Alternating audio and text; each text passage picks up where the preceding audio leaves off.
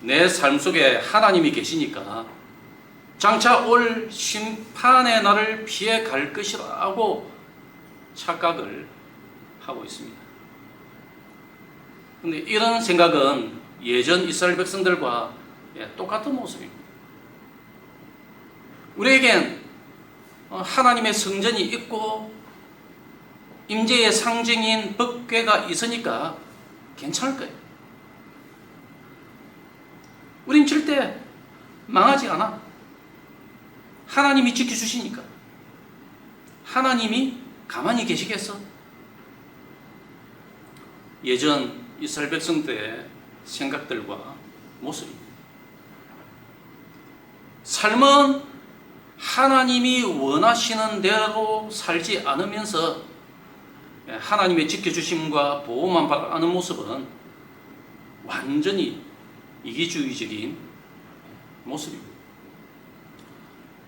지혜롭다는 건 종말의 심판을 염두에 두면서 오늘을 살아가는 것에 있습니다. 그렇게 살아갈 때에 지혜로워질 수가 있는 것입니다. 영혼의 관점에서 오늘 나의 행동을 선택을 하는 것입니다. 그게 지혜로운 것입니다. 혹시 여러분들 금과 은에 녹이 쓴다는 말을 들어본 적이 있습니까? 본문에 보니까 그 이야기를 합니다. 너희 금과 은은 녹이 쓰었으니. 어떻게 금과 은이 녹이 쓰는가? 의아할 것입니다.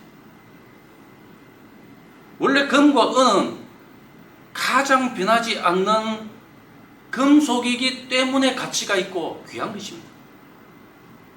녹이 슬지 않으니까. 오늘 본문을 보면서 이해가 잘 안 될 수도 있습니다. 그런데 금과 은에 녹이 쓴다는 말은 비유입니다. 영원할 것 같았던 그 재물이 결코 너희에게 영원하지 않다는 것을 보여주고 있는 거죠. 세상 자체가 영원하지 않기 때문입니다. 세상이 망하면, 세상이 심판을 받고 망하면 가치 없어질 것들이 있기 때문입니다.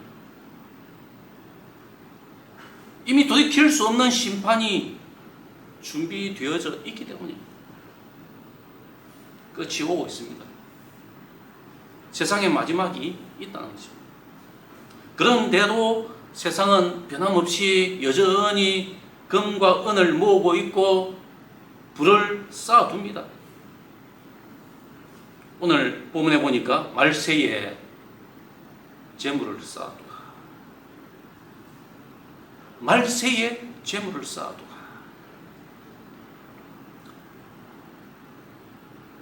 그런데 쌓은 것이 무슨 잘못입니까? 쌓아놓은 것에는 전혀 잘못이 없습니다. 저축도 죄입니까? 투자도 죄입니까? 보험 든 것 죄입니까? 아닙니다. 지금 야고보가 이런 표현을 사용하고 있는 것은 그렇게 하지 말라는 것이 아닙니다. 쌓아둔 그 악한 목적을 말하고 있는 거죠. 너희가 그것을 쌓아둘 때에 그 목적이 무엇이냐? 자신만을 위하여서 쌓아둔 것입니다. 이웃의 아픔을 외면한 채 쌓아둔 것입니다. 이웃을 돕는 일에는 전혀 사용하지 않습니다. 지금 옆에서 이웃이 굶어서 죽어가고 있는데 전혀 신경을 쓰지 않는다는 거죠. 그들이 쌓아놓고 있는 것 어디에서 나온 것입니까? 이웃의 물건을 갈취하고 억압한 것을 가지고 자신들의 창고를 채운 거죠. 이런 쌓아둠은 금과 은에 녹이 슬게 하는 것임을 기억하라는 것입니다. 지금 너희의 재물이 녹슬고 있다. 요즘 부자들의 삶을 보십시오. 온갖 것을 누리며 삽니다. 정말 아쉬움 없이 살고 있습니다. 그들의 삶에는 하나님이 없습니다. 하나님을 잊고 종말이 없는 것처럼 살고 있습니다.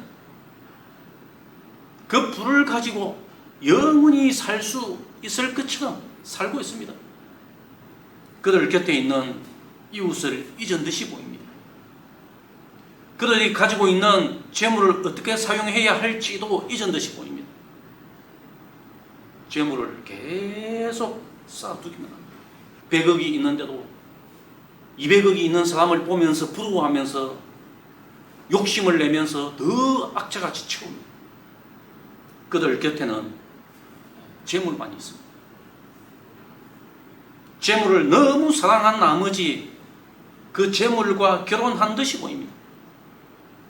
며칠 전에 네팔에서 일어난 폭동을 유튜브를 통해서 보았습니다. 부패한 정치인들, 권력층에 대한 분노가 그 원인이었습니다. 백성들은 지금 굶주리고 청년들은 살아갈 일자리가 없는데 어떻게 살아갈 것인가 전전긍긍하며 살고 있는데 그들만의 부유, 그들만의 누림을 보고 속에서 터진 거죠.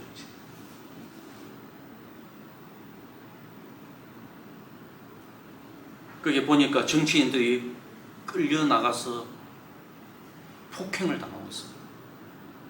누군가는 차를 타고 도망치면서 심지어 헬기를 타고 탈출하는 모습도 보였습니다. 그런데 이런 사실이 우리나라 뉴스에서는 안 나온다는 거죠. 왜 뉴스에 안 나오겠습니까? 말을 안 해도 뻔하지 않습니까?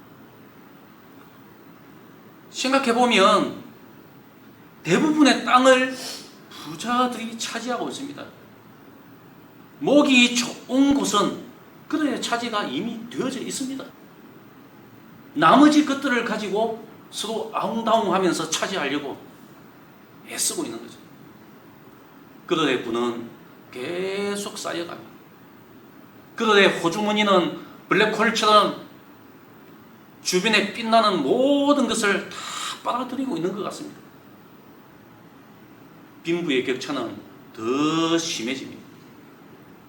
주변인들의 것은 자기도 모르는 사이에 호주머니에서 빠져나가고 계속 줄어들고 있습니다.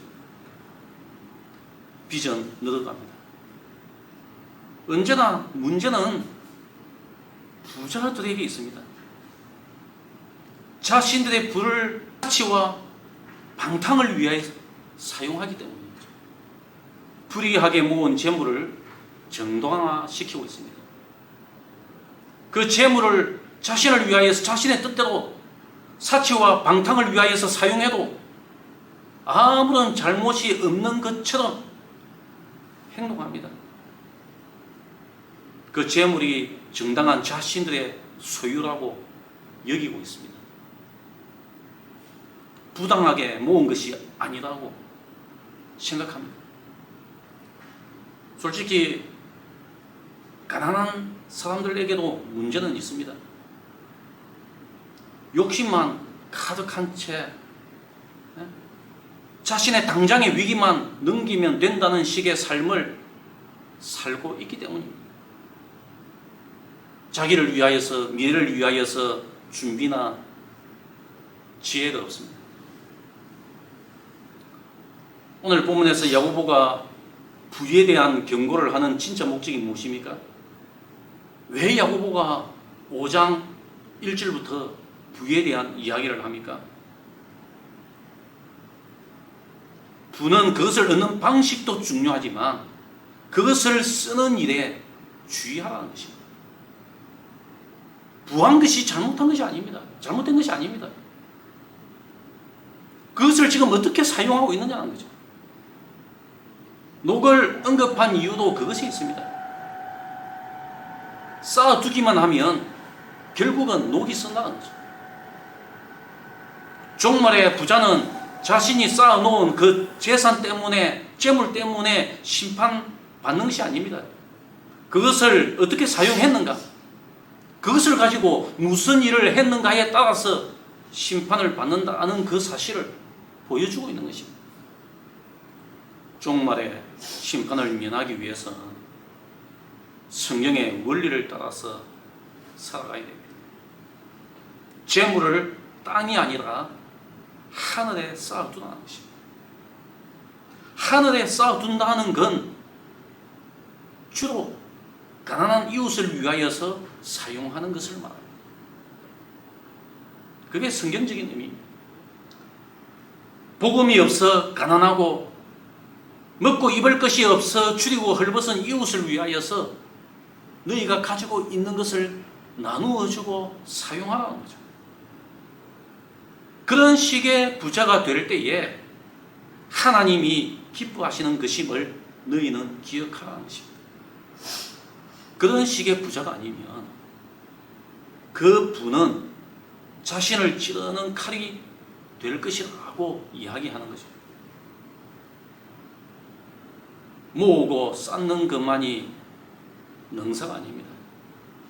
불의하게 모으고 쌓는 것에만 몰두하다 보면 어느새 심판을 피할 데 없는 막다른 곳에 이를 수 있음을 우리는 기억해야 됩니다. 정당하게 모으고 쌓았다고는 하지만 더 중요한 것은 그 재물을 어떻게 사용했느냐에 따라 심판의 유무가 결정난다는 그 사실도 기억해야 돼요. 하나님은 왜 나에게 재물을 주시지 않는가? 라고 묻기 전에 그 재물을 어디에 쓰려고 하는지를 스스로에게 우리가 물어보아야 됩니다. 재물이 있으면 나는 어떻게 사용할 것인가? 갑자기 많은 돈이 생겨서 그것을 어떻게 사용해야 될지 모르는 사람들이 너무 많다는 거죠. 로또에 당첨되어서 패가 망신했던 사람들이 다 그런 이유 때문에 망하는 것입니다. 마리아 얼마든지 좋은 곳에 쓰려고 한다고 말할 수 있지만 하나님은 마음의 숨은 동기를 보십니다. 우리의 중심을 보신다는 거죠. 또한 목적 없이 부를 바란다면 이것도 문제입니다. 사람은 무엇을 입을까, 무엇을 마실까, 무엇을 먹을까 염려하며 살기 때문입니다. 자기 욕심을 채우는 일에 너무 익숙하기 때문입니다. 결국은 아무런 목적도 없는데 갑자기 부가 쌓이면 반드시 그 사람에겐 그 부가 독이 됩니다. 독이 된다. 우리는 무작정 부를 갈망하고 그것 때문에 염려하며 좌절하며 살지 않아야 합니다. 나에게 있는 것이 비록 영원한 하나님의 나라와 생명의 말씀밖에 없다고 할지라도 비참하게 여기지 않아야 합니다. 이런 이야기겠죠. 그들이 받은 복 속에 망한다는 그 말. 내가 받은 복 때문에 망한다. 살면서 내가 받은 재산, 건강, 재능, 성공 때문에 종말을 잊고 내 곁에 이웃을 잊고 하나님 없이 살면 마지막 날엔 모든 것이 다 불타서 죄만 남을 것입니다. 그때엔 더 비참해질 것입니다. 살면서 내가 받은 복음, 생명의 말씀, 하나님의 나라를 소중히 생각하지 않고 주의 말씀대로 살기보다 오히려 예수 믿는 것을 부끄럽게 여기며 세상의 것을 더 동경하면 이 또한 종말의 심판을 면하지 못할 것입니다. 예수 믿고 복받고 망하면 세상 사람들보다 더 비참해진다는 것을 기억합시다. 우리가 가진 금은 보화에 녹이 쓸게 하지 않으려면 땅에 쌓아두는 것을 거기에 애쓰지 말아야 돼요. 그것을 우리가 하늘 위에 쌓아두려고 어떻게 하면 하늘 위에 쌓아둘까? 그것을 염려하며 살아가야 됩니다. 성경에는 분명히 이야기합니다. 하늘에 쌓아두려면 공의를 잊으면 안 된다.